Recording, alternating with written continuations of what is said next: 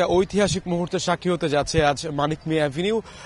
আর কিছুক্ষণের মধ্যেই আমরা হয়তো বা প্রস্তুতির শেষটা দেখতে পারবো এবং শেষ মুহূর্তের প্রস্তুতি চলছে আপনি যেমনটা বলছিলেন। এবং আমরা কিন্তু এরই মধ্যে দেশের বিভিন্ন প্রান্ত থেকে আসা অনেককেই দেখতে পেয়েছি এখানে এসেছেন ঐতিহাসিক মুহূর্তের সাক্ষী হতে। তাদের সঙ্গে আমাদের কথা হয়েছে, তারা আমাদেরকে যেমনটা জানিয়েছেন যে আজকের যে মুহূর্তটা সেটা তাদের কাছে বিশেষ, সে কারণে তারা আর অপেক্ষা করতে পারেনি, তারা ছুটে এসেছেন।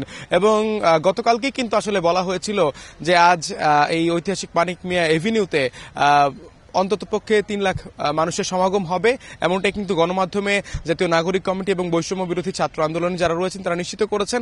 এবং একই সাথে আপনাকে যদি আরেকটা বিষয় জানিয়ে রাখি যে এখন আমরা যে অবস্থা দেখছি এই জায়গাটায়, আমরা যেমনটা জানি গতকাল প্রধান উপদেষ্টা, তারপর বিএনপি জামাতের শীর্ষস্থানীয় নেতা যারা রয়েছেন তাদের পাশাপাশি এখানে কিন্তু জুলাই আন্দোলনে আহত নিহত পরিবার তাদেরকে কিন্তু আমন্ত্রণ জানানো হয়েছে। তারা আসবেন এবং এই আয়োজনের বিশেষ একটি অংশ হিসেবে তাদের দেখা যাবে, তাদের নিয়েও আলাদা পর্ব থাকবে। তারা কথা বলবেন, তারা জানাবেন তারা কেমন রাজনৈতিক দল চান, তারা এই রাজনৈতিক দলের কাছে তাদের প্রত্যাশাটাই বা কেমন।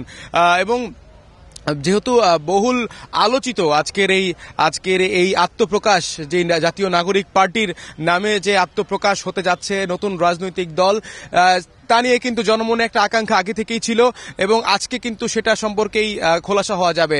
এবং এখানে যারা এখন আমরা এই জাতীয় নাগরিক পার্টির সমর্থক যাদের বলবো, যারা সমর্থক রয়েছেন তাদের মধ্যেও কিন্তু সেই উৎসাহ উদ্দীপনা কাজ করছে যে মানিক মিয়া এভিনিউতে আর কিছুক্ষণের মধ্যেই হয়তো বা আমরা দেখবো যে কানায় কানায় পরিপূর্ণ হয়ে গেছে। এবং তারাও প্রত্যাশা করছেন যে আজকের মানিক মিয়া এভিনিউতে নতুন করে যে ইতিহাস রচনা হচ্ছে সেই ইতিহাসের সাক্ষী তারা আসলে হতেই চান এবং সেটা কোনোভাবেই তারা মিস করছেন না।